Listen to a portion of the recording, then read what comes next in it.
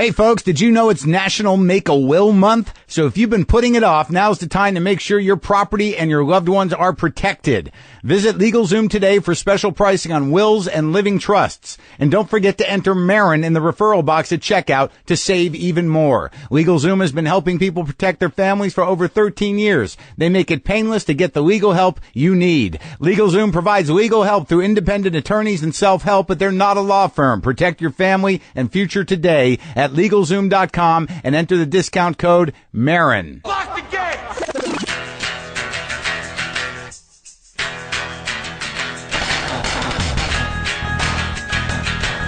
All right, let's do this. How are you, what the fuckers, what the fuck buddies, what the fucking ears, what the fuck sticks, what the fuckstables, what the fuckheads?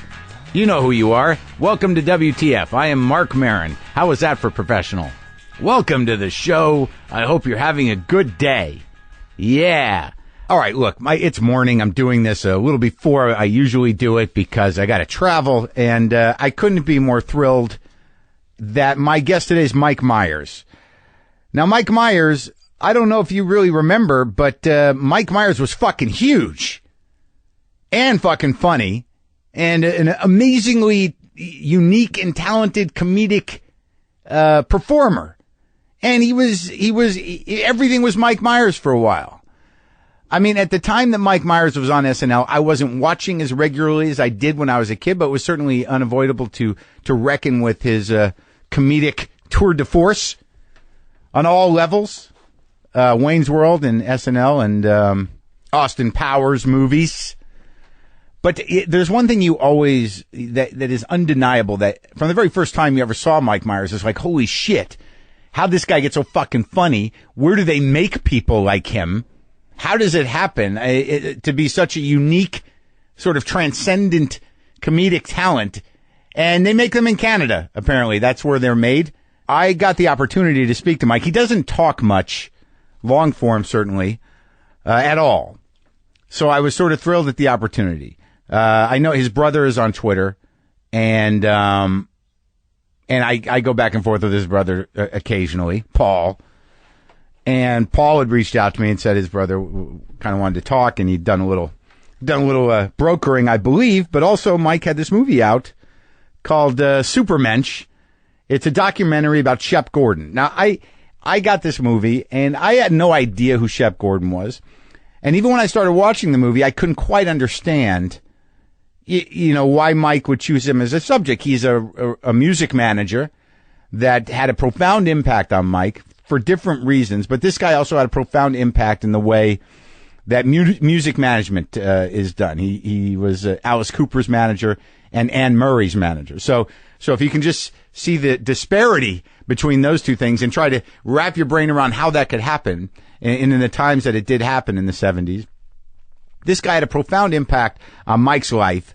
And as you move through the film, you realize that the impact was really sort of an emotional, psychological, and spiritual impact. That this was sort of an homage to a guy that had profound personal impact on Mike. And it was a very thoughtful movie. And it was not necessarily a funny movie in the way that you expect Mike Myers to do a funny movie. I think the movie's still out. It's called Supermensch. I think it's still in theaters here in the States, and I guess it's going to be playing in the UK. You can go to supermenschthemovie.com to learn more about it. But what I realized when I was talking to Mike is, look, we're both roughly the same age. He's had a monstrous career, you know, with some disappointments, but all in all, if you really think about Austin Powers, about Wayne's World, about SNL, about Shrek, an amazingly huge career, and he's consistently delivered the goods. But he's a professional dude who is now 50 and thinking about life in a different way. And as am I. Now, it's a little different with Mike.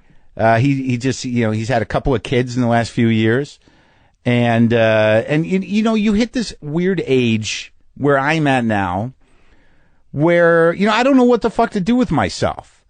And I'm getting tired of me. And it's tricky. So for me to talk to Mike and to see the sort of joy that he has about, you know, really, you know, realizing that it's not all about the work, that, there is time for family. There is time for your own personal growth. There's time to sort of do things and take time away and enjoy and enjoy your children and all that. I mean, it was very moving to me, but also it's a completely different life than mine. And I still am struggling with this idea that, things are okay. I'm doing okay. I have a little money saved. I don't make any time to do anything. And it's very hard for me to figure out what the hell to do. I don't think kids are in the picture anymore. There was a period there where that was going to happen, and I wanted it to happen, but it couldn't happen in the situation I was in. So I've sort of let go of that situation because I've become cynical about relationships a bit. Trying to get over that. I know they're important. I want them to be important, but I'm trying to avoid the sadness element of where I'm at, because I want to defend the idea that my life is valid and that I've done something with it. I think I have done something with it, but what do I do now? How much more time do I got? What am I going to sit around and just, wonder what's wrong with me? Am I going to sit around and just dread the next thing because that's what I do? Am I going to have relationships that, don't go as deep as they could because I'm afraid? Am I just going to treat my problems as my children for the rest of my life? And my cats are not my children. And believe me, as much as I love Monkey and LaFonda, they're not my children. They're just not. I like, it's kind of endearing when people say that, your cats are like your children. I'm like, no, they're not really. They're my cats. If they were like children, they'd be severely mentally challenged. There is no emotional or intellectual growth for a cat, after a certain point, which is very early on. They kind of level off and they either become nicer or more ornery or slower, but they're not children. And when people say, it's so nice that you have two cats, that nice is so close to sad sometimes, and I put some things together, like, it's very hard at certain moments where I'm laying in bed. I got Monkey on one side, I got LaFonda on the other side, and I say, well, I guess it's just us. Yeah, that's cute, but it's hard for me to spin it into a positive thing sometimes. I got to be honest with you. I think I need a little more. I actually said to Monkey, I looked at him, I said, "You're getting old, buddy. You're getting old." Didn't think anything of it. It's a cat. And then I think I put it together because like 2 days later, he shit on my shag carpet while maintaining eye contact with me. And I realized, all right, this is for that comment. I understand. I guess I deserve that. But quite honestly, if you're shitting on the carpet, that is a sign that perhaps you're aging. I didn't rub it in. Didn't rub it in. See, the fact that I'm thinking this way and having these type of conversations, even in my head and sometimes aloud with my cat, is cute, but not necessarily, a celebration, if you dig what I'm saying. Not necessarily a celebration. All right, folks, look, I'm going to do something I've never done right now. I'm going to do an ad for a video game. Okay? Why have I not done an ad for a video game? Because I don't have any idea what they are. I don't play them. I don't think I've played a video game since Asteroids and Defender and Galaga. I don't think I have. It's just not my life. All right? This is just not my life. But these guys want me to do the ad anyways. So there's this free game called World of Tanks. They were interested in sponsoring the show. And I said flat out, look, it's not my world. I don't have any clue about video games. And Brendan, my partner, said, no, you got to check this out. It's cool. So I check it out. All right. And it did look cool. Okay. It looked cool, but I still had no clue what it was. I didn't know any idea what's going on. I have no facility for it. I have no, muscle memory for different video games. All the video games I did required a button and a joystick, and that was about it. There was only one of each. If there was a joystick, maybe there was two buttons. But the company said, look, we're fine. We want them to sponsor it anyway. So that was a very cool thing for them to do. And because they were so cool about it, I'm going to give it my best shot, letting you know what this game is and why you should play it now for free. World of Tanks is a global phenomenon. It was voted best online game 2 years in a row. More than 85 million people play it worldwide. What? 85 million people? How am I so out of the loop? Anyway, you get to command over 300 tanks on history's greatest battlefields in armored warfare. It's intense, it's strategic, which is another word for smart, and it's free. Play World of Tanks for free right now at playtanks.us and use the promo code Maron for exclusive in-game items. That's playtanks.us, Promo code Maron, World of Tanks, is rated T for teen. I played some guitar the other night. God damn it, I like doing that. Brendan Small, who I love, did a night over at the Baked Potato here. I picked it up at the last minute, so I didn't tell you guys about it, but it's basically sort of like, people tell stories and then they play. And they're amazing musicians. The guys he puts together are like top-notch noodlers. Just great musicians. So he said, you want to come play? And I'm like, fuck yeah, I want to play. So I went and rehearsed with him. We did a Peter Green Fleetwood Mac tune, Driftin'. And I pulled out my old Strat. It's not that old. Look, I have no collectible guitars, but it's an 86 American Strat, and it's what I play. I try not to get too attached to guitars because then, something happens to them, you're sad. And I've already got enough invested in the cats and my anxiety. I had a fucking great time. I had to the point where I'm like, why don't I do this always? Why am I not doing this always? So I like doing that.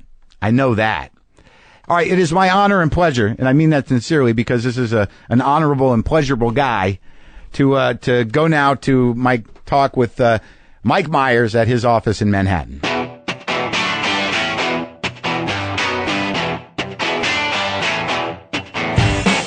Hey folks, let's do a little history lesson. Did you know that the first U.S. postage stamps went on sale 167 years ago this month? It was a huge breakthrough because it was the first time you could buy your own stamps and put them on your own letters and packages yourself. It made things faster and more convenient. So why stop there? Take advantage of 167 years of progress and start using Stamps.com. It will make your mailing and shipping a breeze. With Stamps.com, buy and print official U.S. postage using your computer and printer. Stamps.com will give you a digital scale that automatically calculates exact postage for any letter, any package. They'll even help you choose the best class of mail. Then drop your mail into any mailbox or hand it to your guy or to your gal that has the uniform and the satchel. And you're done.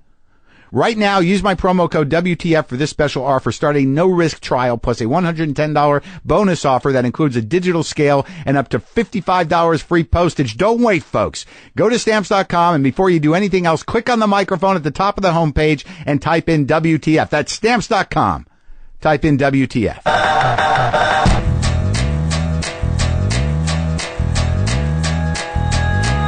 All right, so let's not lose this thought. Okay. The difference or the similarities of comedy acting and regular acting. This is my non-scientific opinion. Not looking for science. Okay. So it's about commitment. So in both comedy acting and in dramatic acting, you commit to the reality. Right. But just like gold is never 100% pure, it's 99.00000 whatever. Yeah. 1 or whatever. Right.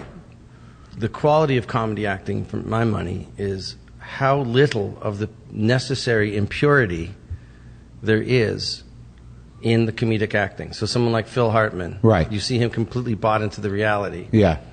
But every now and then, the impurity, if you will, is in how quickly he changes from one emotion to another. Right. Strange emphasis hither and yon. But you need the impurity for it to work. Yes, but gold cannot exist without impurity. Exactly. So if you're too pure, like there are moments like it's not funny anymore. Like Daryl Hammond is very close in terms of like it's almost a perfect imitation as opposed to an impression.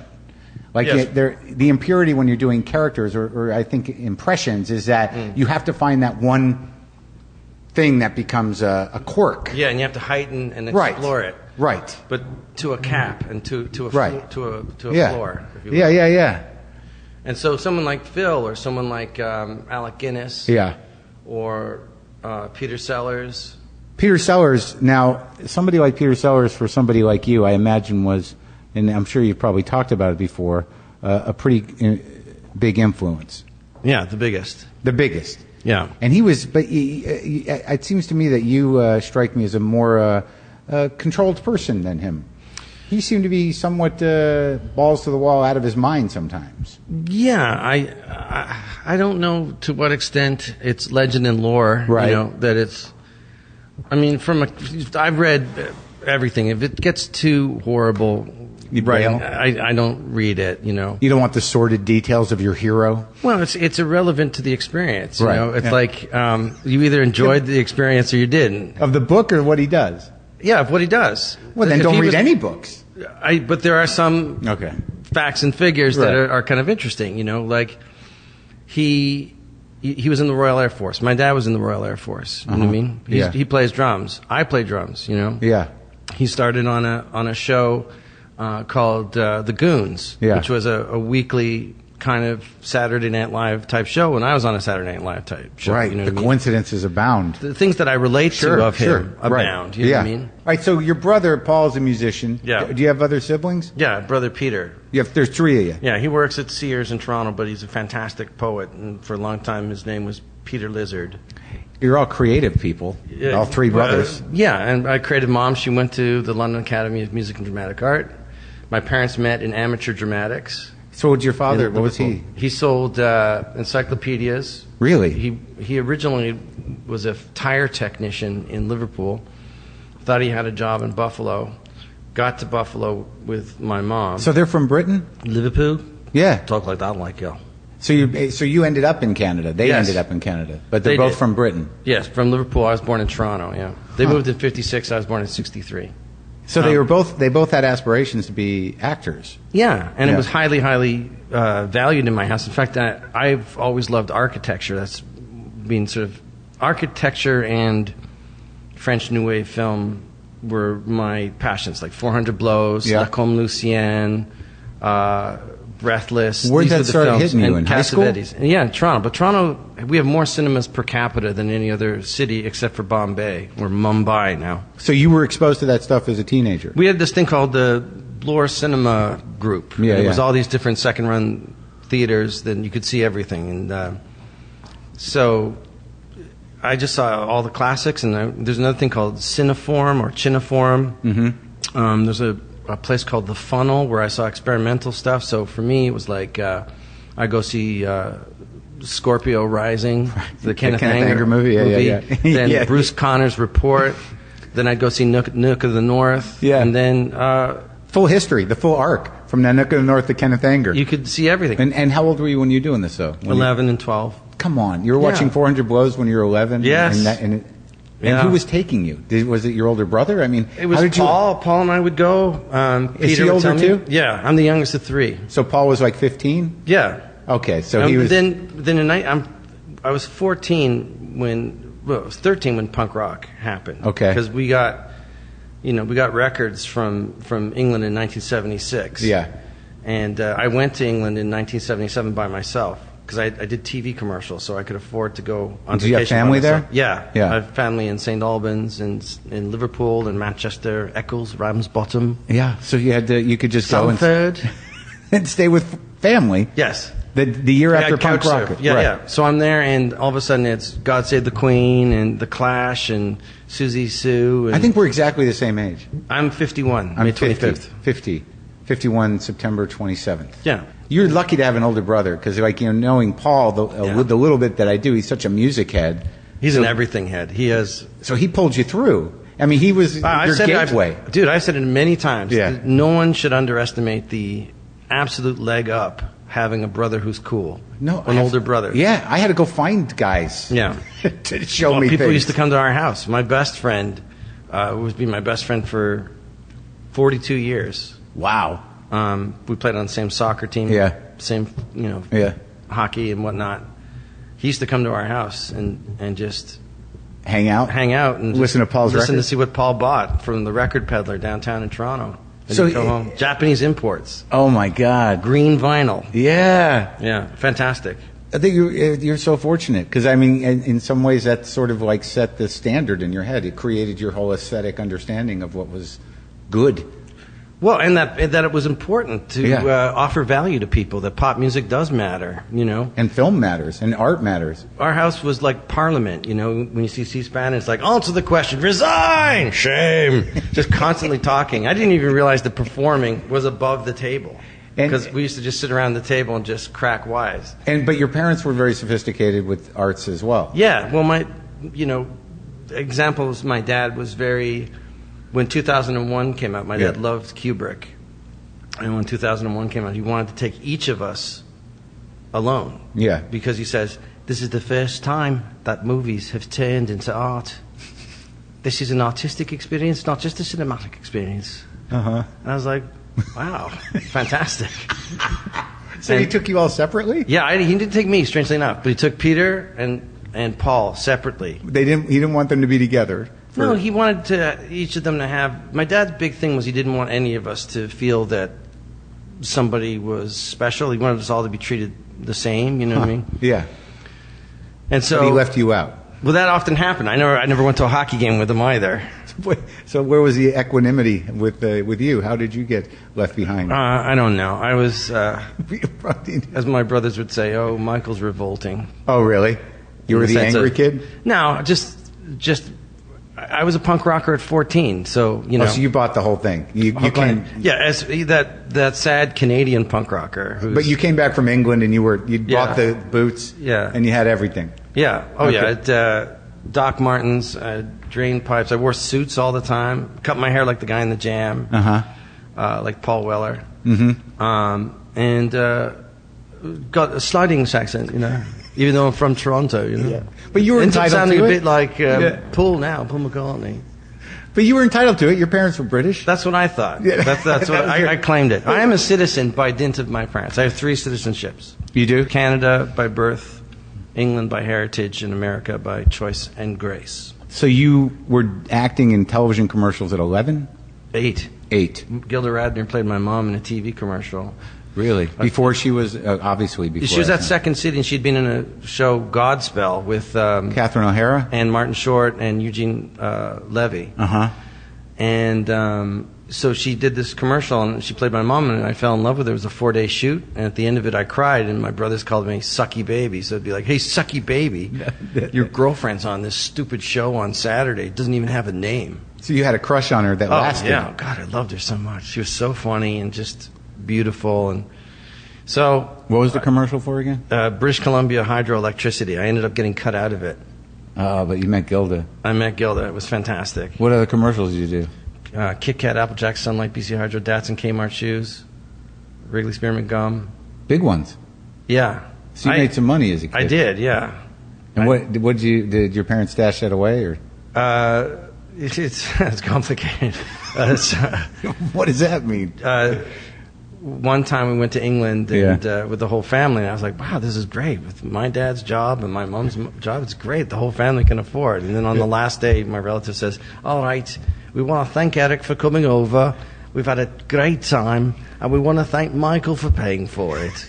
And I was like, what? I didn't pay for it. And my dad says, you did now. And you're bloody happy about it. I'm not happy about it. Can I talk to you outside?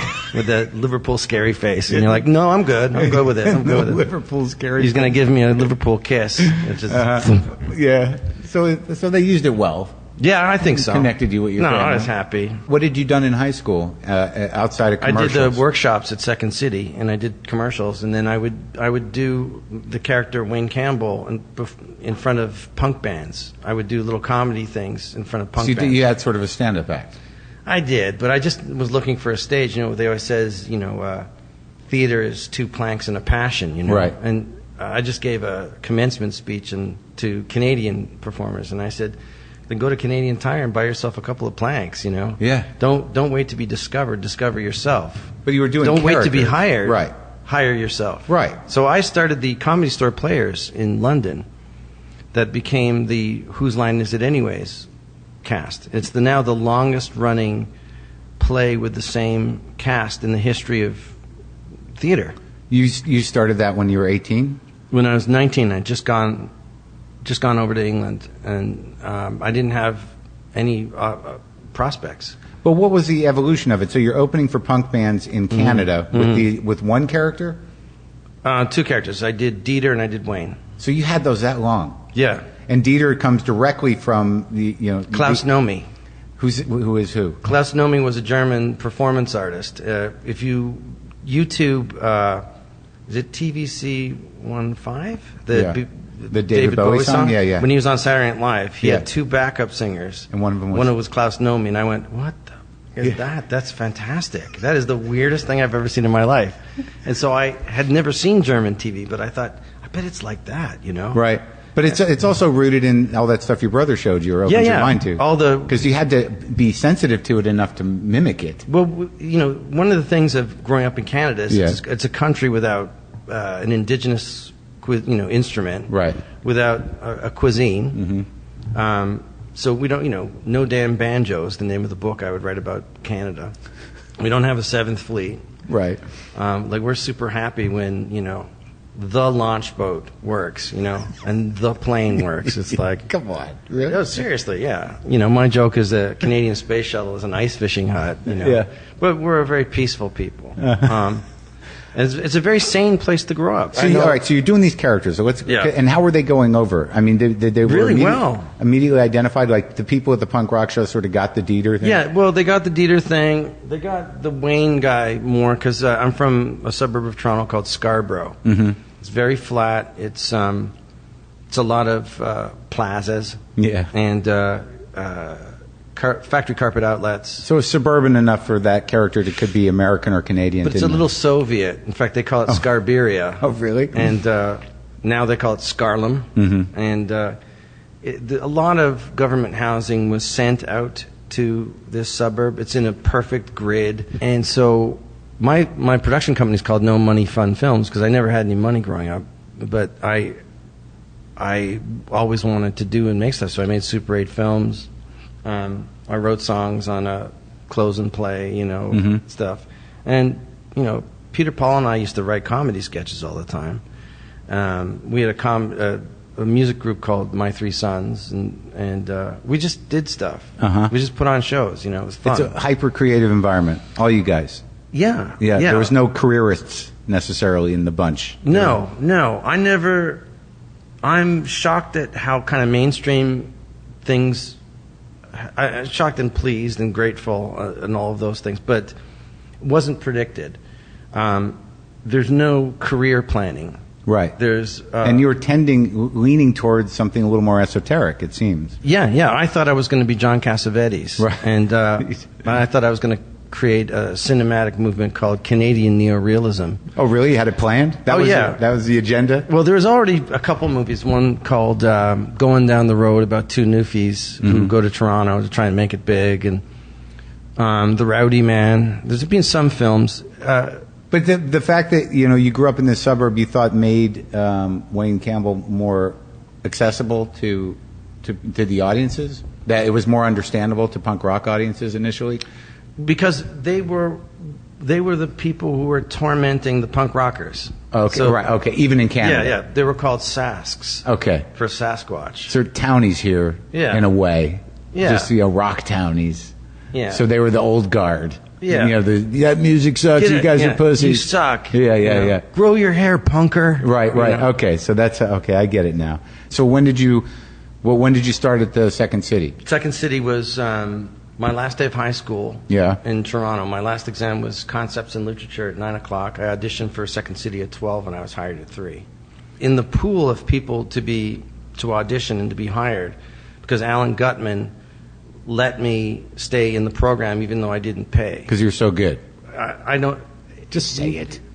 You say it. You were so good. They were like, we can't deny this kid. He's talented. I don't know about that. We can't. This guy's a genius. We got to have him in here. Well, he was very, very supportive. Okay. Which I never forget people who are believers. You know what I mean? Sure. Is he still around? I'm not sure, but I think he's teaching at Humber College in Toronto. But if he's hearing this, I just want to say thank you once again. And so when did you go? So you joined Second City, and that's before you moved to England. Correct, and I did that for a year and a half. The main stage? No, I was in the touring company. Oh, so wow. we'd go all around Oh, so you Canada. did that? Yeah, I was in buses, and you did the only person listening to The Clash and being... But you had turn that shit off. I've talked to dudes... This is the only band that matters. I mean, I talked to guys who did that in the States. And, it can get pretty gnarly. So you're doing shows... Yeah, but in cold. This is the other thing, too. Like Newfoundland, you go up there to do shows? Went to Newfoundland, went Winnipeg. to Nova Scotia, the Peg. The Peg. Swift Current, Speedy Creek.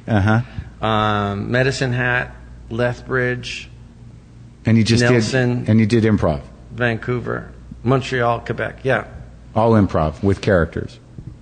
It was a set show. It was, and then at the end was the improv. Okay, and I was easily by far the average age was 32, and I was 19. And were you so how many characters did you have then? You had Dieter, you had Wayne. I probably had about 14 characters. Oh, really? Yeah. How many of them stayed the whole course? in some version or another throughout SNL? Probably about 7 of them. It's wild, right? Yeah. It's so wild when I hear that these characters have existed. They pre-exist SNL, and then they come to life, and they just stay with you. Yeah, I mean, I'd always done an impression of Lorne Michaels. Before you even worked there? Yeah, because he was on a show called the Hart and Lorne Tea for Terrific Hour. You remember that, or you watched footage of it? No, I used to watch it. It was really funny. Lorne was really funny. He was in a comedy team, basically. Yeah, Hart and Lorne. And you remember that? Of course. Well, yeah. you were like... We were culture vultures, dude. But you were 8. By the way, there's tons of teacher strikes growing up. So, you know... And your brothers were watching basement. that stuff, too. Yeah. When did you have your first Lorne impression? At 10? 10, yeah. working your whole life.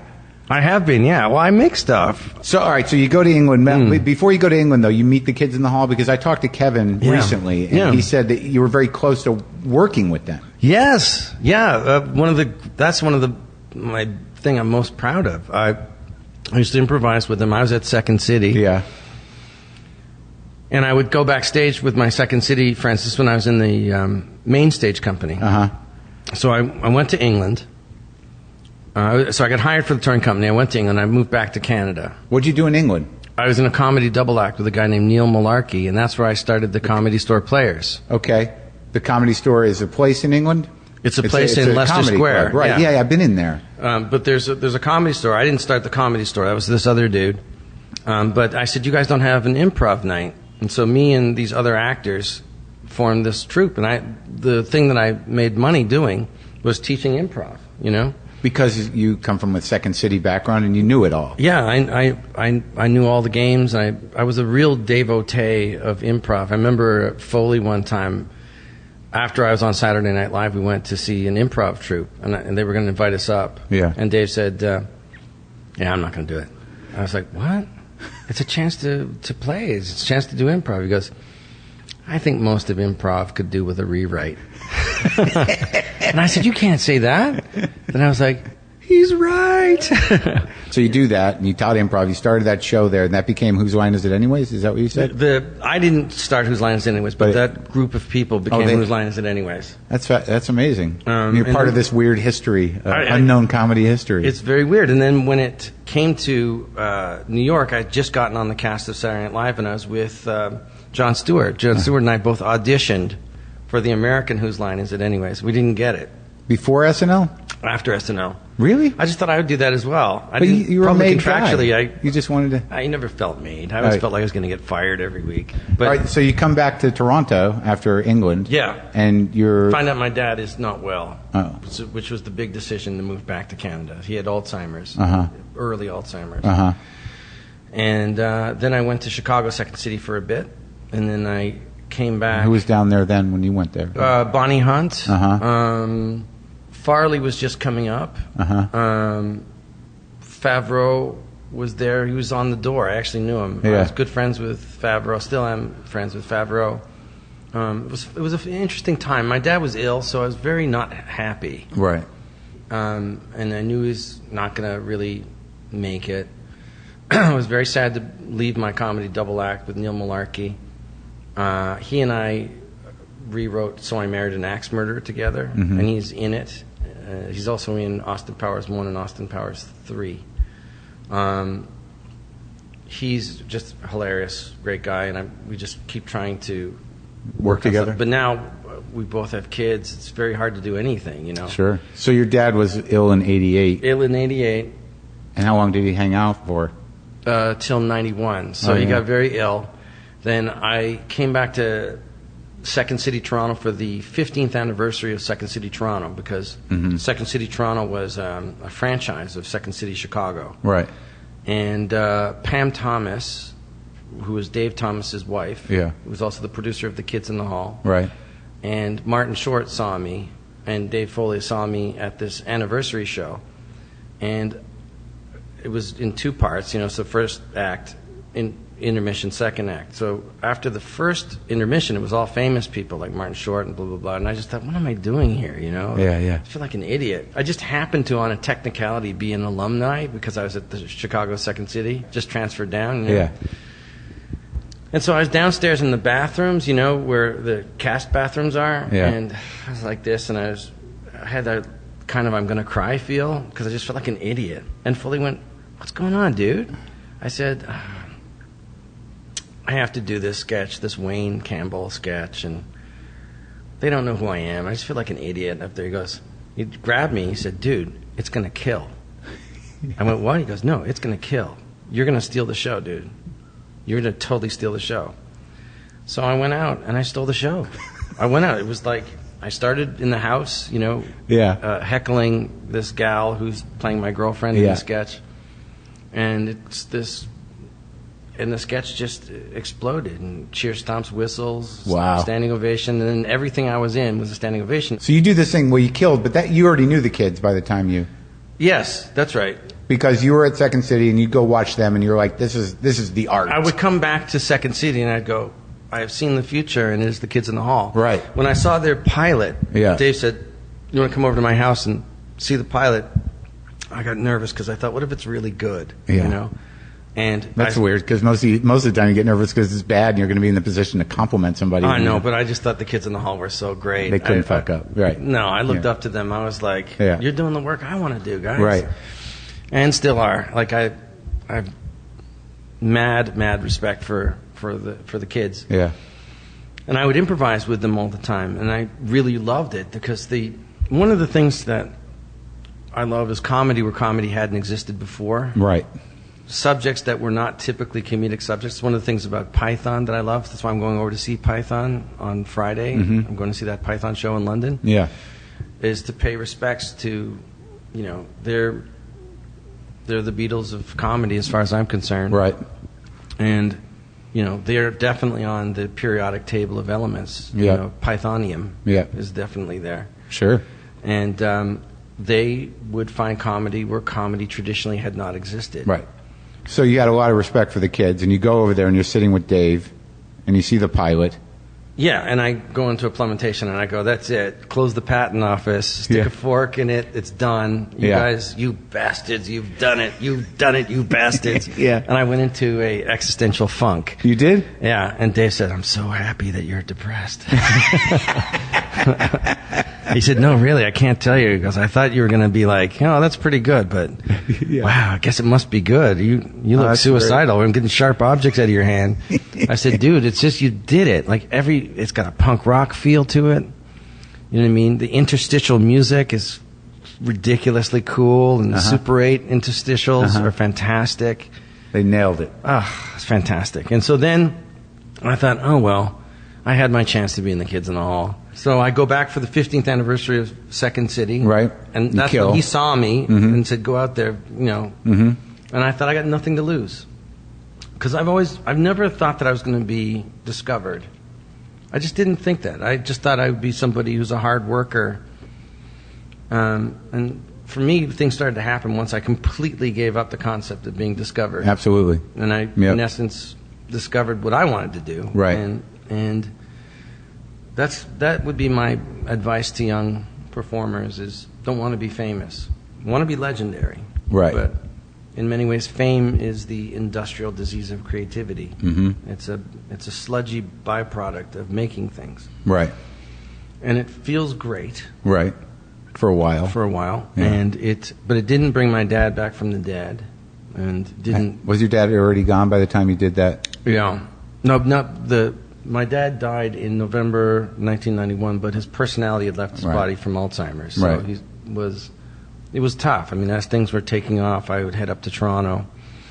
He burned himself in a bath, which was horrific. And he just didn't know. He just didn't know. It was very, very tough. It really.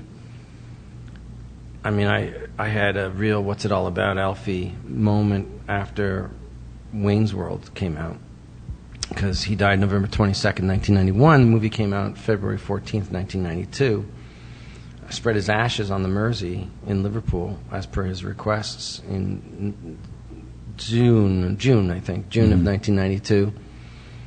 And then I just put on weight. I put on like 30 pounds. I'd never had a weight problem. And then I just was like, I'm just not here. I just wasn't here. That's the grief. You just eating the feelings.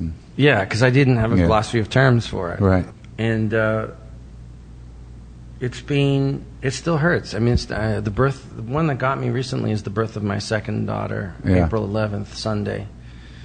And it was tough, dude. I mean, I was in the hospital room, and that one got me more even than Spike, which is named after my dad. My dad's name was Spike, you know. That he's not here to see you? Yeah. It was sort of like, I know he would have wanted me to have 2 kids. He loved kids. He was he's a great dad. Yeah. He liked little girls, like because he had 3 boys. Right, so it was always a treat. It was always a treat to see, you know, cousins and stuff. Right. And he was alive when you had the big break. Yeah, but he didn't really. He did see me on stage at Second City, which was fantastic, and he saw me in London. On stage, but he was heckling. Oh, was yeah, he was saying things like, "Oh, the rest of you get off the stage. Michael's the only funny one." Really? Yeah. So it's one thing to have Alzheimer's, which is rough. Yeah. But he was such a shameless homer, like such a shameless believer in me. Yeah. So the truth that came out was, look, he's got a spark. The rest of you are just going through the motions. Super specific heckles. You don't even know what you're doing, do you, mate? That's great. Let Michael speak. He takes the scene forward.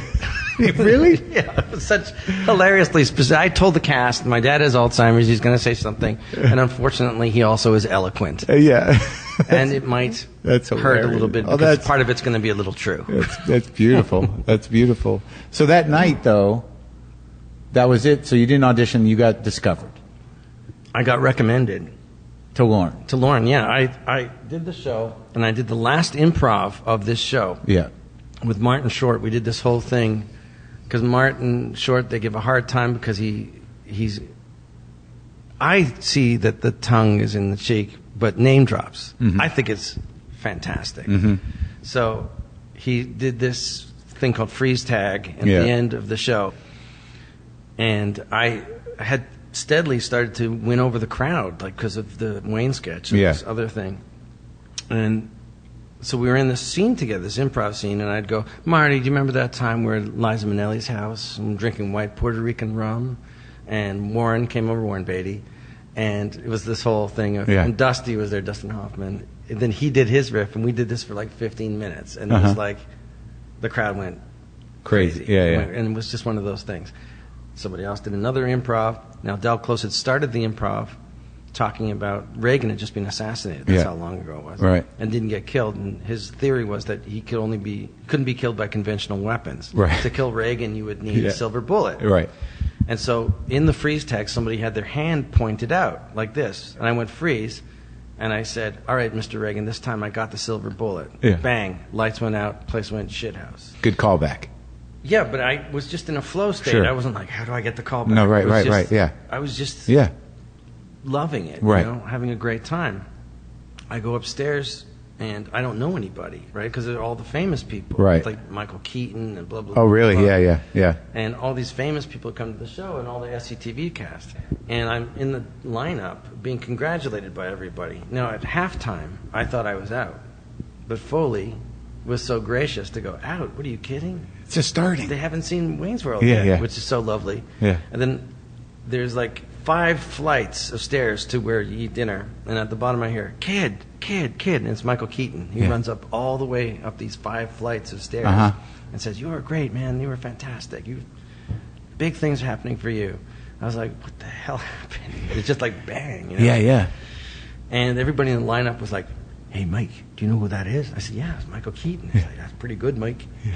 Then I went and sat by myself far away from everybody because I didn't know anybody. And all of the cast came and joined my table. Wow. And then 2 days later, I got a call from Lorne Michaels. And what was that call? I got a call and somebody says, is this Mike Myers? And I thought, I was in Chicago. Yeah. And I said, yeah. And I thought it was like immigration or something. Even though all my papers are always fine. Right. And they said, will you hold for Lorne Michaels? And I thought, this is Paul. Fantastic. Paul Mike. And he's like, is this Mike? Yeah. Lorne. Listen, I'm hearing things about you that are good. And I'm like, what the hell? I'm like, what? I was by myself. I had nobody to... Like, what? Yeah. Would you be interested in being on Saturday Night Live?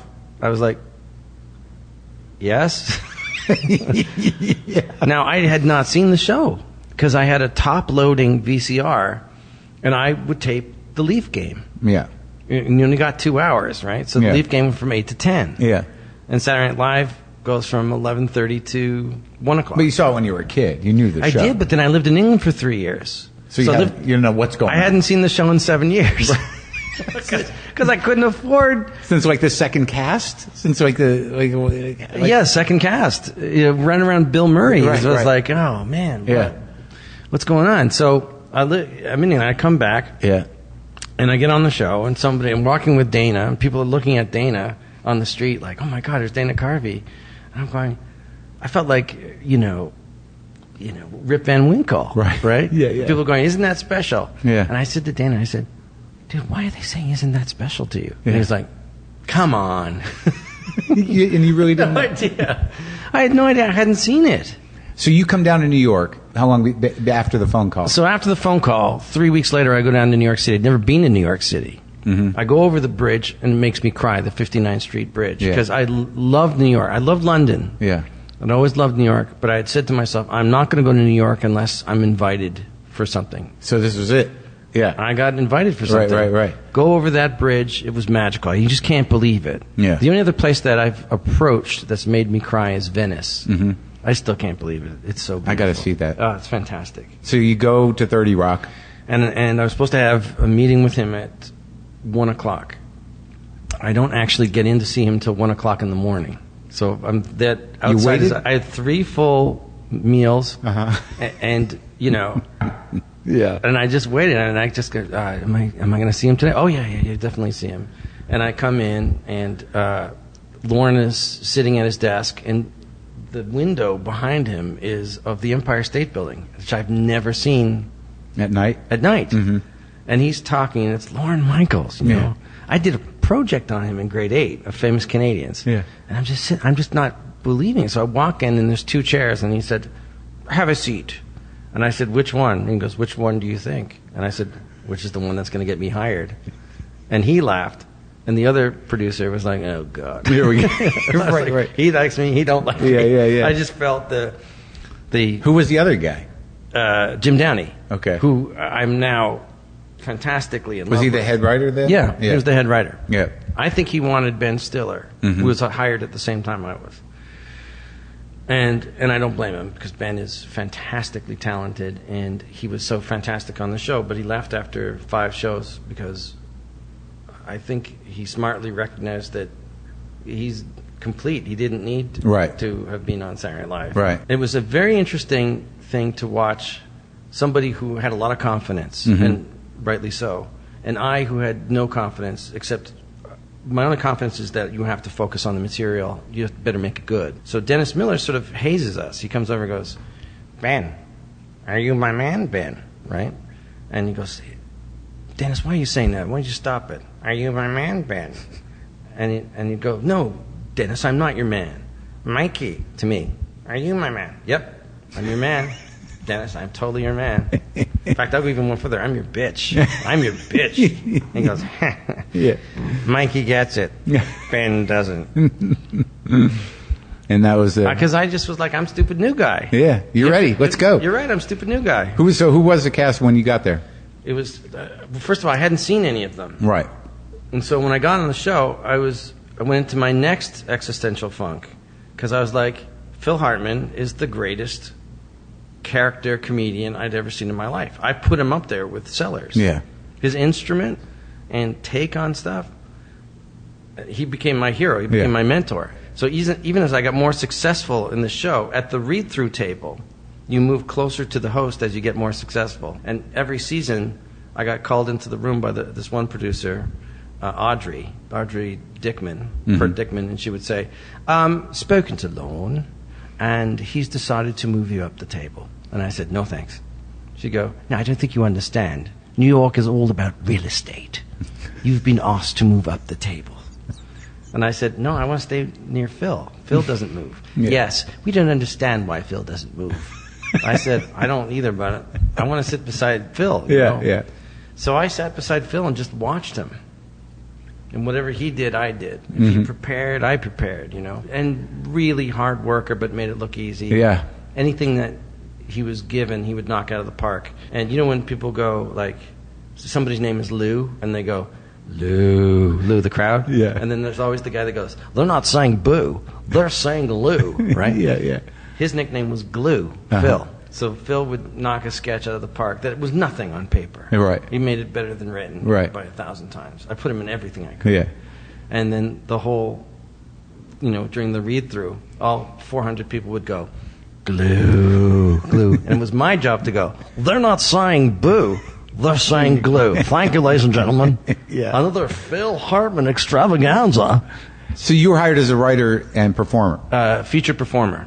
And writer. Yeah. So when I got here, I had no idea.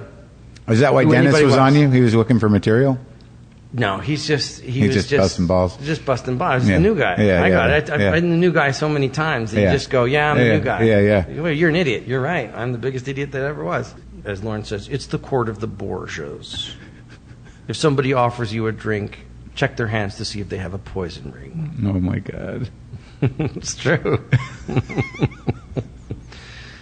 Be wary of the first person that comes up to you that wants to be your friend. They're ultimately going to be your enemy. Really? Yeah. He said that? Yeah.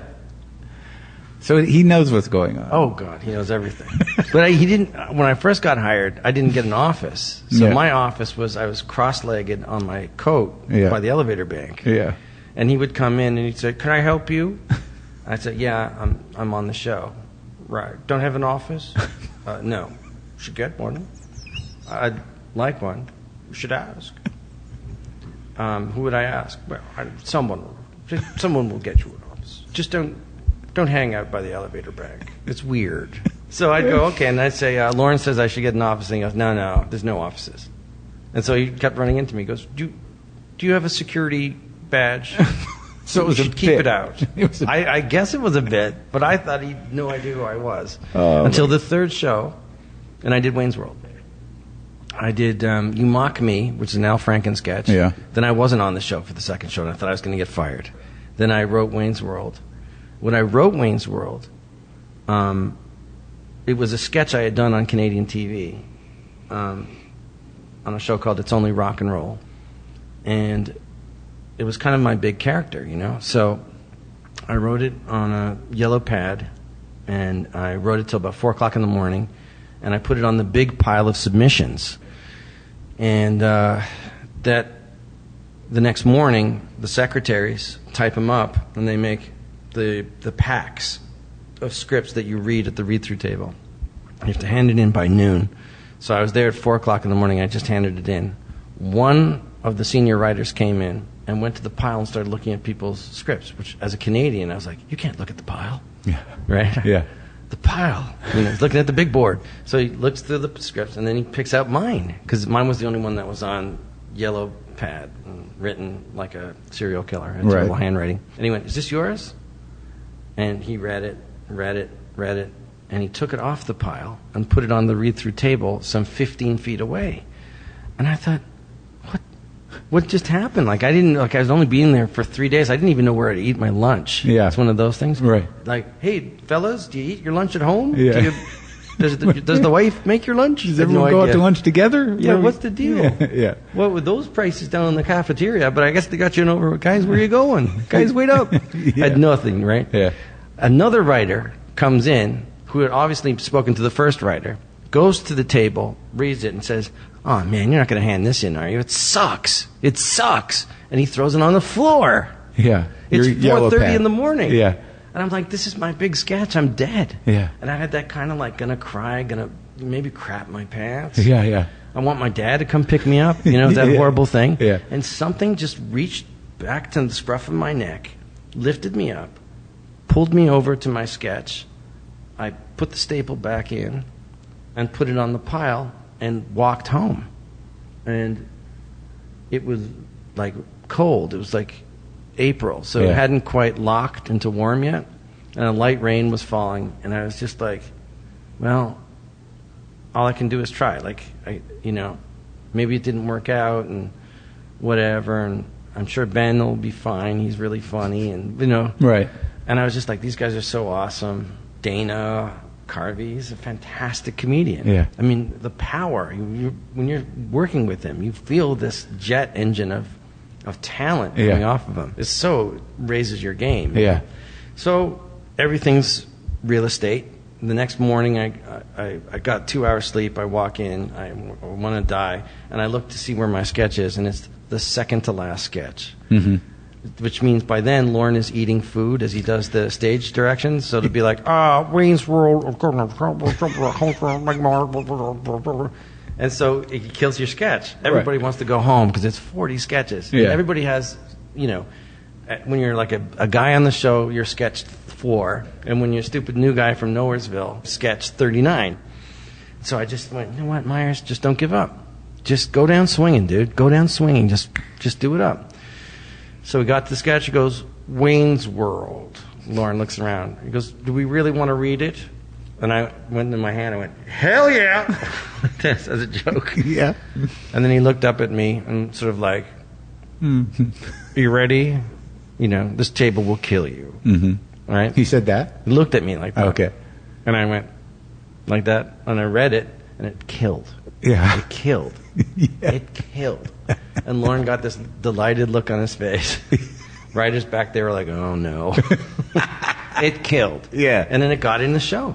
I had no idea what to do. Third show, and it killed. Killed.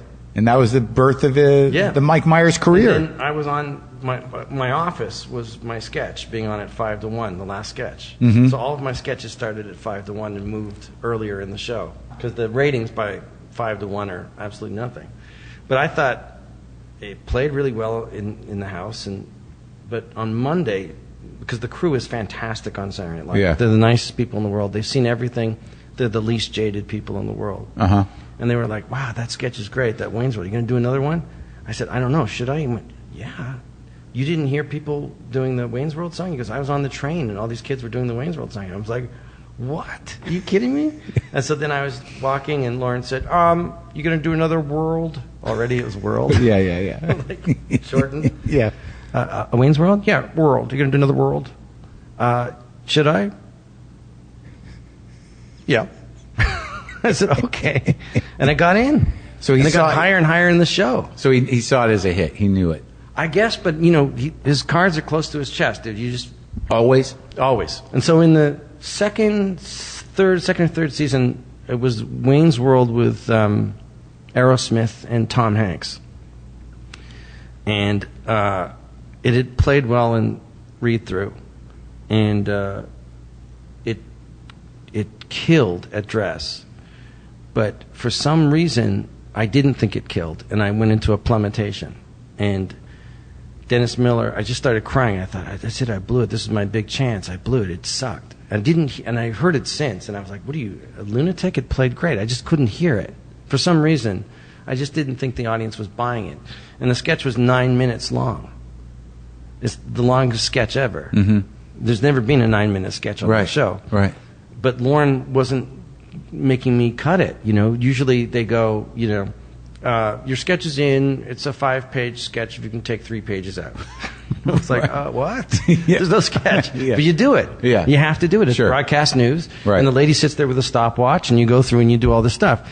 So I'm in there, and I started to cry, and they have a dresser who dresses you because there's no time between commercials. And this is your third season already? I mean, my third season. I just thought I was getting fired. It's just one of those crazy things. And people always say, being a successful or a public person is ego boosting. It's mostly ego death. You mostly feel like you're waiting for the other shoe to drop. Well, there's that too. I mean, that's certainly how I've grown up. It's a little bit like putting your penis on the table and someone saying that looks like a penis, only smaller. The scrutiny isn't ego boosting. But also it seems that there was a self-scrutiny. There was some sort of inner thing that made you, that's how you must drive yourself to that perfectionism, or that moment where you no longer can tell if something is really working. You just want it to be good. Right. You go, it's a lot to ask. But at that moment, you couldn't trust yourself. I think that the monitor foldback wasn't switched on, and I couldn't hear it. That's what I think happened. Oh, so it was a technical problem. I think ultimately in the end, it wasn't in your head. Well, it was to the extent that I was seeing laughs. I just wasn't feeling them. Okay. And one of the joys of Saturday Night Live is just that feeling, dude. Sure. Being shot out of a cannon. Yeah. And it's live. Yeah. And, I had my best friend had came to see the show once up from Toronto. And I said, hey, did you get in all right? And it's like 10 seconds to the show, live show. Yeah. And he went, shut up. Don't talk to me, asshole. Shut up. 5 seconds. I said, I know, but there's a key that was left for you. 2 seconds. He goes, shut up. Right? Wayne's World. Yeah. Afterwards, after the show, I came up to him. I said, wasn't that amazing? Punched me in the face. He said, if you ever do that to me again. He said, I shat my pants, you asshole. And So what happened? So Miller says what? Miller comes in and goes, Mikey, I've been on this show for 8 years, babe. I haven't seen love like that. And then he goes, you're crying? Oh, so you're one of those self-torturing weirdos. I get it, babe. Yeah, do yourself and all of us a favor and get over that quick. It killed. Don't be an asshole. Got it together, and I did it for dress, and it was 9 minutes and 22 seconds. Right before Dana and I were about to go out, Lorne came out with a glass of wine, and we set up, and by then, just us showing up got like cheers and stomps from the crowd, which is so unimaginable. Because I thought you would have to have grown up in my house to get almost everything I did. You know? Yeah.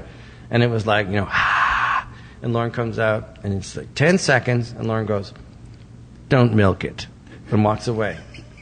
And I thought I was in trouble. And Dana just goes like this, and hits me on the arm, and just goes, fuck him. Yeah. And we did it, and it went 9 minutes in dress, 9 minutes and 22 seconds. So Dana started to milk it because he was told not to. Right. And that's why I love Dana Carvey. You guys still talk? Oh, yeah. It's fantastic. He's the most fun and most relaxed performer. Yeah. I've been like 20,000 people in Chicago for Wayne's World Rally. And we would do the joke of, he'd do like, I think I'm going to hurl, right? It was one of those things where you just basically do the catchphrases. And then we're like, and under it, Dana's going, should we eat at the hotel or find a whole conversation? I'm doing this to him. No, shut up, we're on stage. He goes, they have a gym here, dude. They have a gym. Why they're under just the laugh. Yeah. It's like being under a wave. That's wild. And then he could feel it coming, and then he'd be like, then the next line. And I had to look at him going, you're making me nervous. But he's so relaxed on stage. That's and great. he has that glint. Yeah. He has that does fun glint he in does, his eyes. You never have to worry about Dana. Yeah. So that really the first major franchise that came out of SNL? Well, one might argue the Blues Brothers. Right. Okay. Definitely. Yeah. But yeah, I think it was. I don't know. You went on to write both movies. Mm-hmm. And Lorne produced them? Yeah. And your relationship with Lorne, did it get more candid, more intimate? I mean, as you started to earn... Well, I have such respect for Lorne, like truly is a Canadian hero. This is a man who... I guess it's how I was brought up, but, he's my boss, and that's how I feel about the audience, by the way. They're my boss, they pay my bills, and they are kind enough to come see what I do. And if I'm out and they want to come up and take a photograph, you have to be nice to your boss. Sure. And so... Yeah, absolutely, of course. And you still have a relationship with Lorne? Yeah, fantastic. I have dinner with him every 2 months. Really? He's so... When Lorne had kids, he turned into everybody's grandfather. And he was really on me to have kids. It was his big thing. He goes, it's all good. You won't regret one moment of it. It's all great. And he had him when he was like 60, right? Yeah. And I had a kid when I was 48. My first one. And then I just had one in April. So it's amazing. It's fantastic, dude. So you did the Austin Powers movies, which you also wrote. So you're kind of you're an industry. Well, I don't feel that way. Well, all right, but I'm just saying, when I look back now, yeah. And you... But I've always felt like an outsider. Like I've never felt like I was never on any power. Like I was on Powerless, but I was never like you weren't playing the game. You were doing your own thing. But I didn't know that there was a game. That's not right. I'm more like Paul Myers, my brother. Like we're those people. No, I get it. I get it. But you were a hard worker. By an Instagram, right. And a garage band that we've made, than anything. Right. Yeah. No, I get that. Now, how do you assess the sort of rumors of you being difficult? Well, are you difficult? I am a quality control person of stuff that I've created. And one of the hardest things, I'm really, really super glad you asked me that question, because it's something that I've never been in a context, a safe context, to talk to somebody who also makes things to understand the misperception. When you write and you create and you're the owner of something, the system is geared to have the actor acts and the director directs and the producer produces. But when you're doing all of those things at once, they're really, it's like Woody Allen, it's, Steve Martin, Chaplin, Keaton, Sacha Baron Cohen, Ben Stiller. That's the world that you're in. Yeah. And as Lorne says, nobody's going to care about your material as much as you are. And also no one's going to care about your privacy or your money or your children as much as you're going to, is another thing that Lorne always says. And what I learned at Saturday Night Live was you have to protect your material. And I never attack anybody, but I will defend myself when they're going after the freshness of my material. And I fight for the fresh. Now, there are some people... And what do you mean by freshness exactly? Comedy where comedy hadn't existed before. So to give an example of something that I fought very, very hard for, and it was my first movie, was Bohemian Rhapsody in Wayne's World. They wanted Guns N' Roses. And Guns N' Roses were very, very popular. They're fantastic band. Oh, yeah, they were trying to... You talked about that. Where did I hear about that? Was that in the Shep documentary? Did you talk about that? No, that was a different thing. They wanted... I wanted 18 and School's Out. Okay, right. From Alice Cooper. Right, okay. Because that's what I knew, from my thing. So you had to fight for Bohemian Rhapsody because the industry wanted you to showcase... Yeah, because at that time, Queen had... they were somewhat, not by me, of course, and by true hardcore music fans, but the public had sort of forgotten about him a little bit. And Freddie had gotten sick. The last time we had seen them was on Live Aid. And then there was a few albums afterwards where they were sort of straying away from their arena rock roots. But I always loved Bohemian Rhapsody. I thought it was a masterpiece. And so I fought really, really hard for it. And at one point I said to everybody, well, I'm out. I don't want to make this movie. It's not Bohemian Rhapsody. And they were like, who the are you?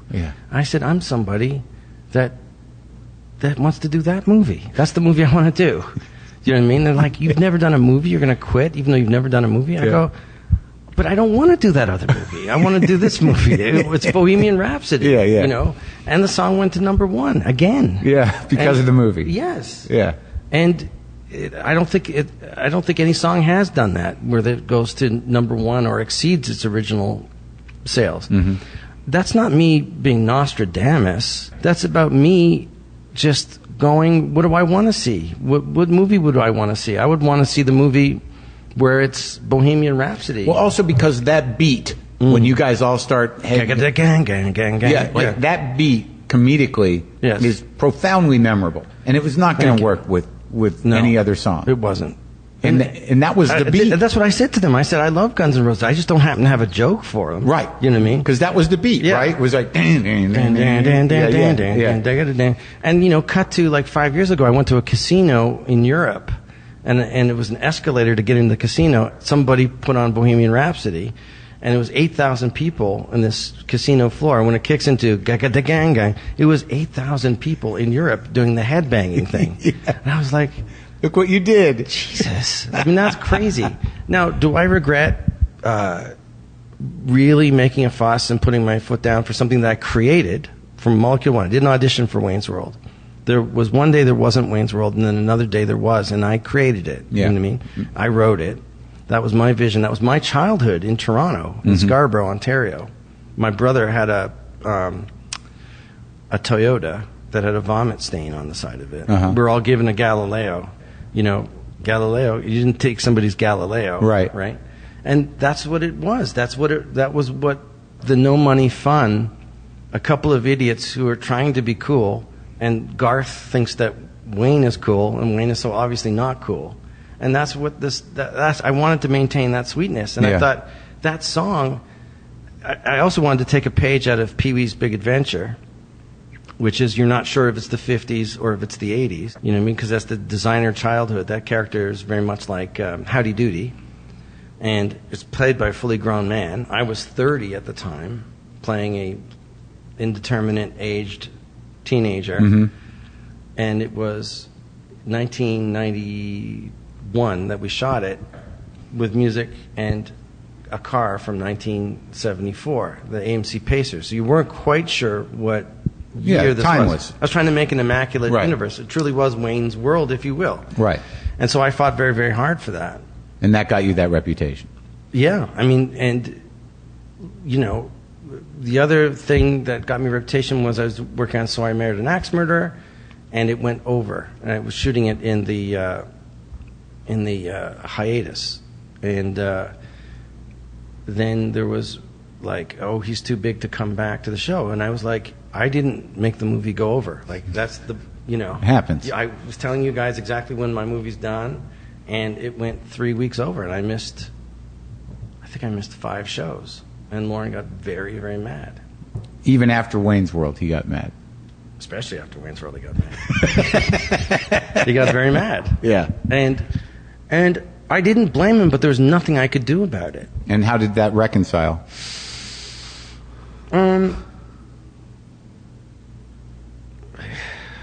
He's Lorne Michaels, you know. Yeah. He's a Canadian hero, and we just kept talking, kept seeing each other and stuff, you know. Eventually, it just sorted itself Well, out. I stayed on the show for another 4 seasons. Yeah. You know what I mean? Yeah.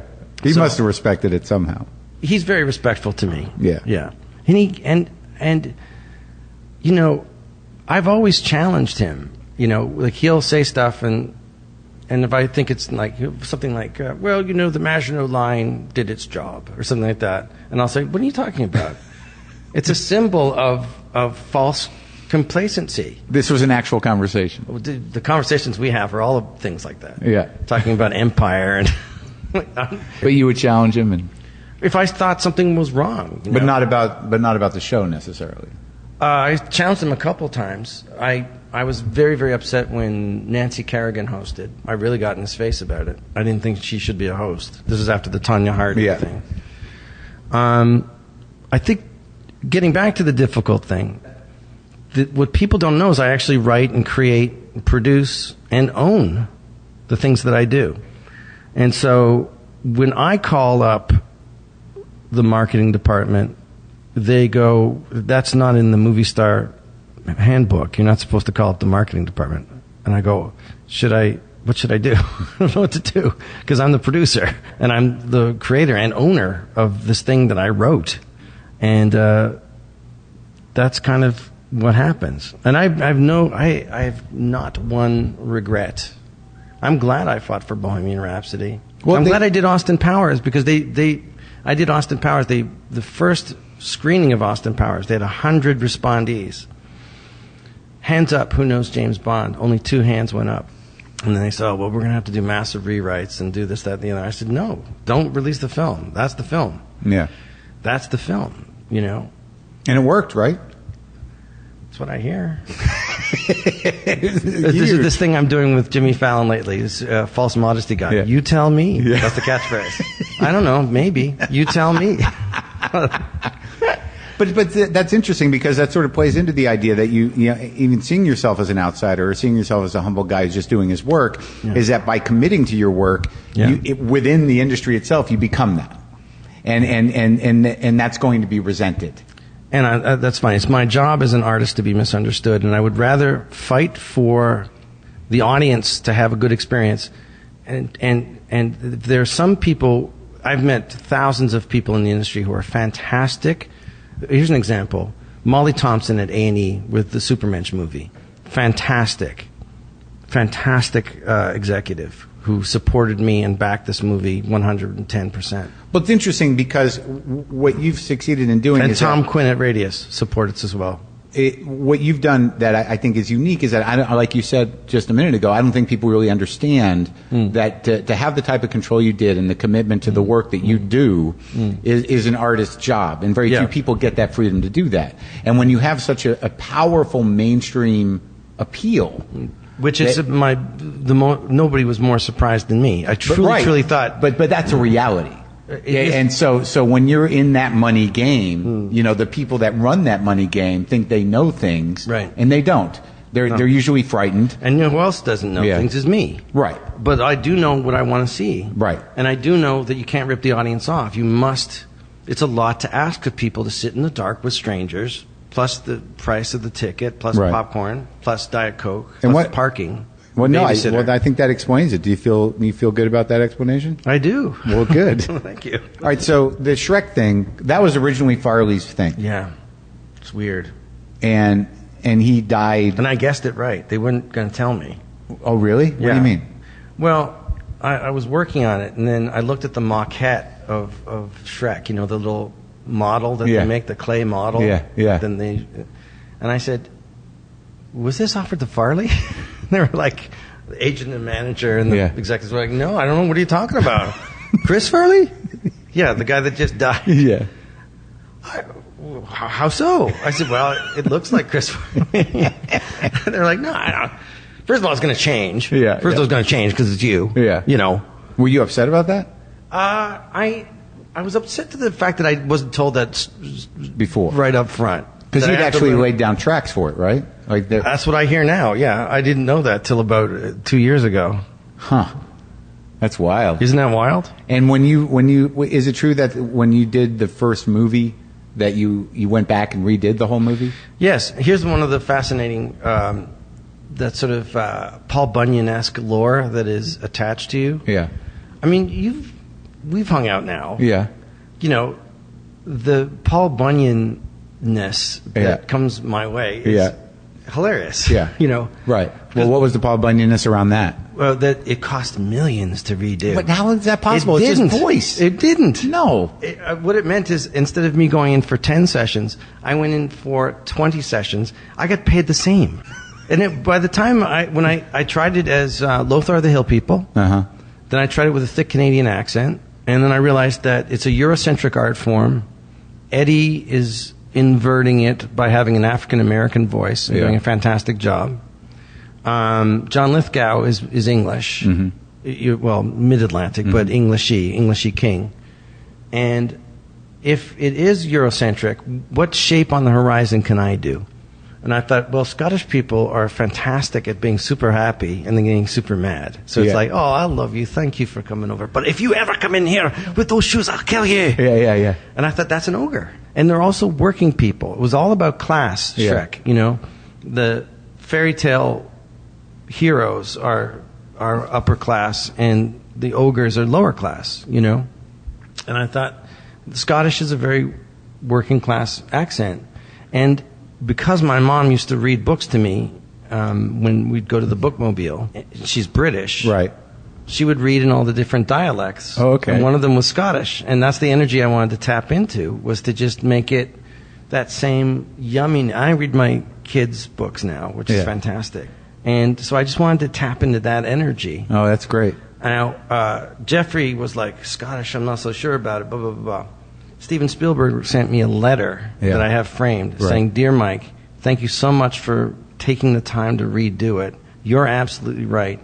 The Scottish ogre is fantastic. Thank you so much for caring. Wow. And I'm like, fantastic. He's a fantastic guy. Yeah. And he's such an artist. He's just loves artists. He loves making things. Yeah, and the historic element, the mathematics of why you went that way is pretty astounding. Well, I just thought I can do angry and vulnerable at the same time with Scottish, which is what an ogre is. Yeah. They're in a lot of pain, ogres. That's great, and it's been an amazing. It's got its own star on the Walk of Fame, and now when people go to that world, they have Scottish accents, like How to Train Your Dragon. But there was a lot of resistance to it, and I just went, "That's how I see it." And it worked. It worked. It paid off beautifully. Yeah, it's a great thing. Thank you. I'm very happy with how it turned out. All right, so now let's get up to speed with because when we were emailing, aside from the pictures of your new daughter, which was very exciting to me, even though we knew each other one email exchange, I got the pictures. That's what happens when you're dad. I know, yeah. It's great. Is your third kid? Second. Yeah.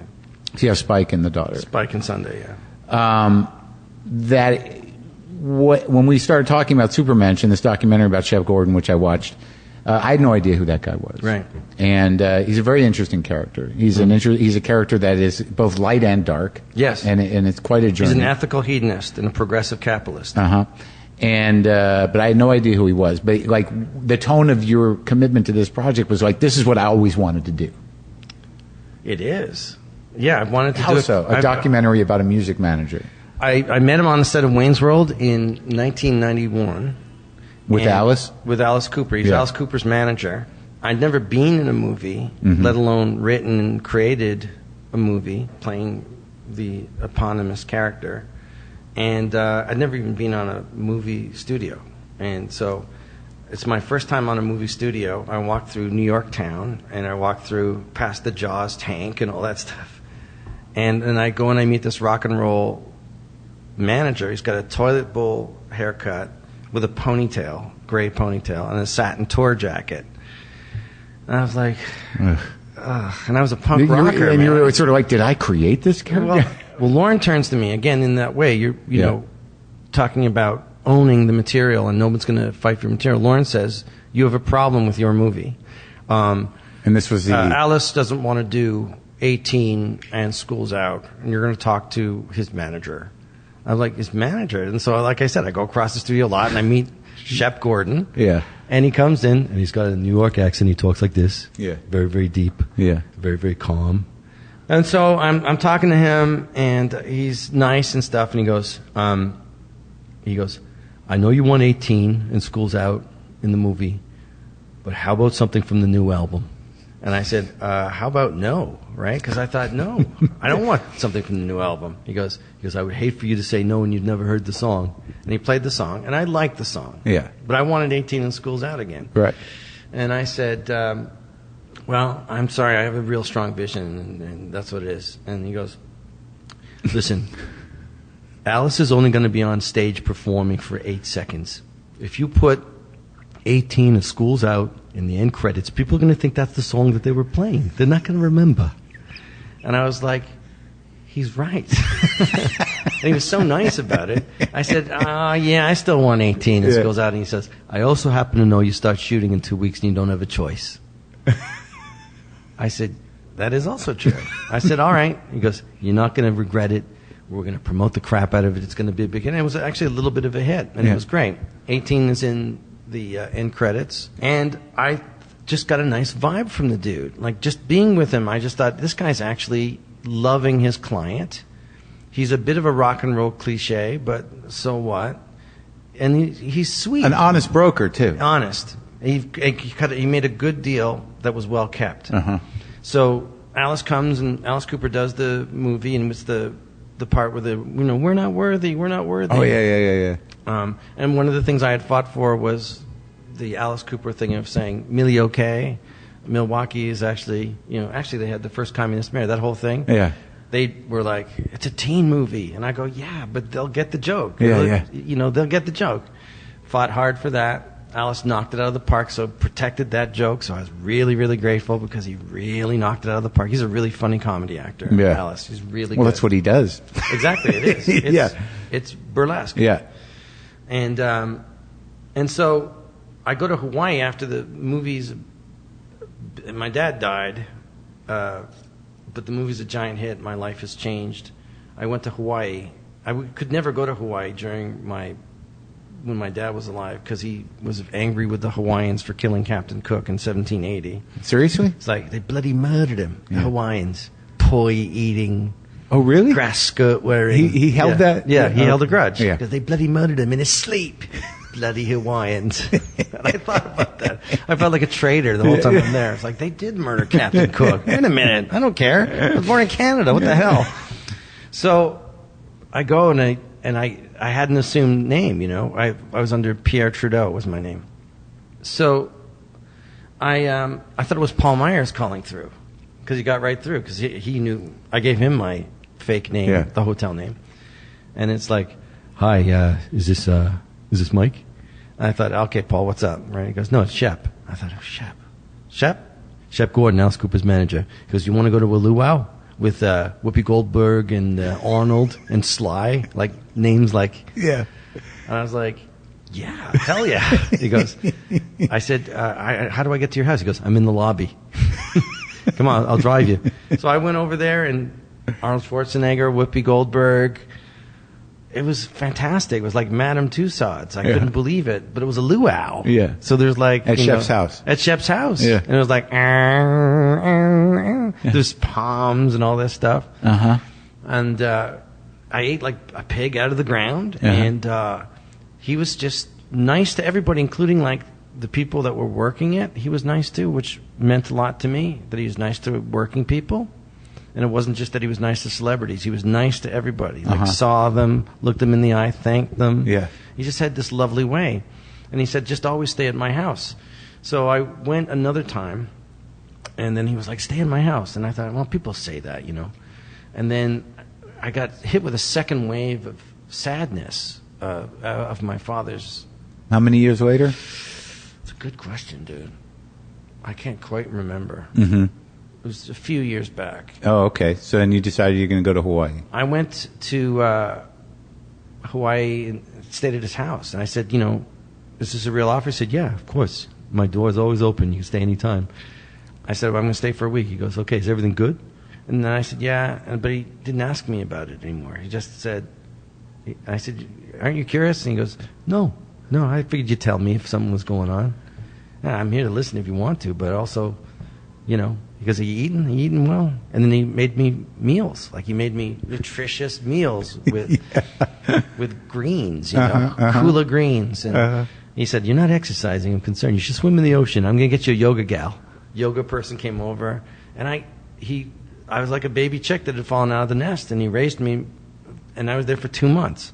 Really? And every night I would ask him about a different celebrity. He had another story. So I'd say, well, what about Charlie Chaplin? He goes, met him at the Savoy. I had lunch with him. I'm like, you did? He goes, yeah. Crazy story connected to Michael Jackson. Michael Jackson, every time he saw Chaplin, he would faint. And I was like, what? He goes, yeah. So I'm backstage with Alice. Michael Jackson comes, and I'm playing at a theater in London that Charlie Chaplin used to play. Michael Jackson comes backstage, loved Alice's show, because they're really in the same business. Yeah. Sees the picture of Charlie Chaplin, bam, hits the floor, passes out. He felt that he was Charlie Chaplin in another life. And if you look at the moonwalk and the way the tramp walks, there's a real similarity. It's like this crazy, like. So I'm sitting there, I'm riveted. I'm keeping him up. Like, this dude goes to bed early. Yeah. I mean, he's an ethical hedonist, but he goes to bed early. He gets up with the sun. He just loves Maui. Like, that's him plugging in. And I said to him on the first time I went over to the luau, I said, I want to do a movie about you. Because I truly thought I was going to be Cassavetes. I thought I was going to make documentaries and do improvised movies. You know what I mean? And then if I was lucky and to have parts in movies, that money would go towards improvised movies. You know what I mean? Which I still might do. Well, you don't can. know. I can. I haven't got around to it. Yeah. My latest thing has been this documentary. It's taken me 2 years, and then I had 2 kids in 2 years. You know, so that's what I've been doing mostly, and writing other things. I'm always writing something. I think that the interesting thing about the movie, one of the interesting things, is that business is so sort of like you just, even the best of them are usually called scumbags. Right. And you know, you found this guy who is one of the best of them and is a real straight shooter and a decent human being. And loves artists. Yeah. And he wants the quirk. Yeah. So my career has been about protecting the quirk. You know what I mean? And having to steadfastly protect the quirk of what I do, you know. That is one of the greatest things that Jerry Seinfeld ever said about my stuff. And that is, you managed to break all rules of American parody. You parodied something that nobody knew. Yeah. In both Dieter and in Austin Powers. And high praise indeed. And Steve Martin had said comedy where comedy hadn't existed before, which is also high praise. 2 very, very generous, fantastic comedians. And to meet somebody that is so protective of a quirky artist like Alice Cooper, who doesn't say, hey, tone it down. He says, heighten and explore. He turns to Luther Vandross and protects what it is he does. And Teddy Pendergrass, he finds the essence of the attraction between the artist and the audience and protects it like a mama bear, and creates a playground for these people to thrive and grow. And he monetizes in ways that traditional show business won't monetize such quirkiness. Mm-hmm. That's the movie I wanted to make. That's the man I wanted to support. And that's the man I want young people who are starting out now, who think they have to go on talent shows, to know that you don't have to go on talent shows. You don't need to be discovered. But should you run into a Lamaze birth coach who is an artist about protecting artists, but his canvases are Christo-sized, if you meet those people, like David Geffen, Mm-hmm. you know what I mean? Mm-hmm. Cling them to your breast and protect them and give them the love that they're giving you. And that's what I wanted to do for Shep. I've seen him be so lovely. I couldn't even put the amount of lovely things he's done for people. He did something for the band Squeeze that's so fantastic. He just completely helped them out. No, didn't make it into the movie. What was that? He got them a whole new deal for their catalog, and he didn't charge them. He just did it because he went, you know that band Squeeze? I think they're so fantastic. Do you know they got such a crappy deal? And somebody had called him and said, can you do me I'm calling in a coupon, a favor. He has this thing called coupons. Yeah. He does stuff for people. Occasionally he'll call in a coupon, but mostly people call a coupon to each other, you know what I mean, in a fair way. Yeah. And he said this coupon was called and said, listen, I'm working with Squeeze and I want them to get a better deal on their catalog of music, which is fantastic. I'm a huge Squeeze fan. Yeah, it's great stuff. And he said, yeah, I think they're great. I'll do it. And he set them up, got the thing, and then turned to them and said, listen, you don't want me as your manager. I'm not going to really help you, but I did do this. And they said, that's great. So what are you charging? He says, nothing. You guys are great. There should be a Squeeze in the world. Yeah, that's sweet. He wouldn't let me put it in the movie. Huh. But I'm telling you now, people. Yeah. Because that's the kind of guy. He loves artists. He wants to protect the quirk. Uh-huh. He doesn't try and make people palatable. What I wanted to talk about in the film as a cautionary tale to young artists starting out, which is that, being in the public eye, you want it to be celebrated for doing things, not just for the sake of being a celebrity. You know what I mean? Yeah. And that it is a funhouse mirror distortion of the world. And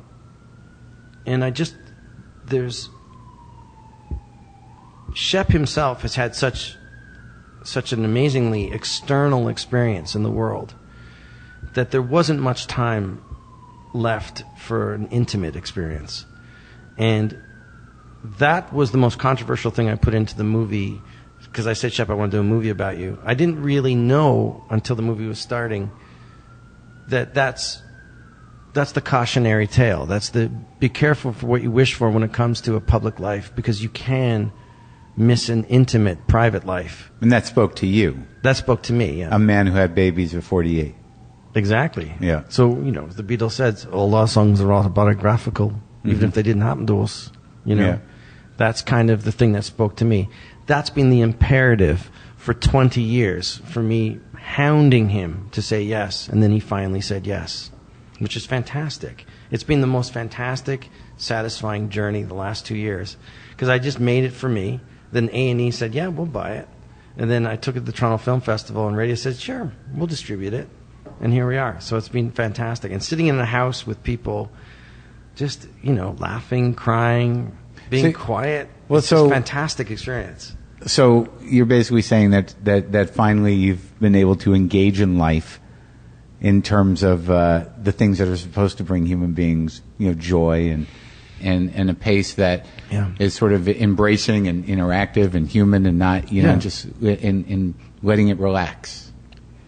Yeah, hopefully. The quest for both Shep and I and my brother Paul has been sanctuary. And somebody very wise once said to me, don't chase the high, follow the heart, And that we think that we want to have an external experience, but what we want is sanctuary within our own skull, and that's kind of,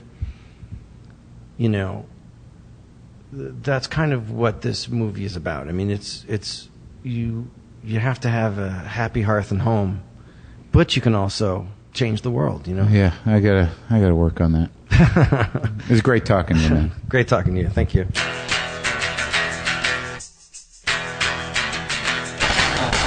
How fucking cool is that? What a smart, sweet dude, man. And incredibly talented and just really sophisticated in the way he thinks about comedy and life in general. I was it was great. I was impressed and humbled, to be honest with you, to hang out with him for a couple hours. So that's our show, okay? Go to WTFpod.com for all your WTF pod needs. Get the app if you're new to the show. You get the free app uploaded to premium. You can stream all 500-plus shows. The most recent 50 shows are always free. That's 6 months' worth of shows. But if you are interested in the catalog, it's there for you. Don't forget to play the free online game World of Tanks. I may not know what's going on, but that doesn't mean you won't have fun with the 85 million other people who are playing the game. Team up and tactically eliminate the enemy in over 300 tanks from the greatest battles in history. Play it for free at playtanks.us and use the promo code Maron for exclusive in-game items. Rated T for teen. Go to war in your living room.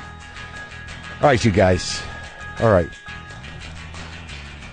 I think if I practice, I could be a professional musician. But not like a studio musician, but just a guy who can play. I'm gonna put some guys together. I know I say this a lot, but I'm gonna do it. See, that's the other thing about me, is like this thing about like not knowing what to do with myself, is that I talk myself out of everything. So, fuck, man. Just do it. Just do it. Stop thinking it and talking yourself out of shit. Right? Right? Yeah. Right. Who are you? Boomer lives!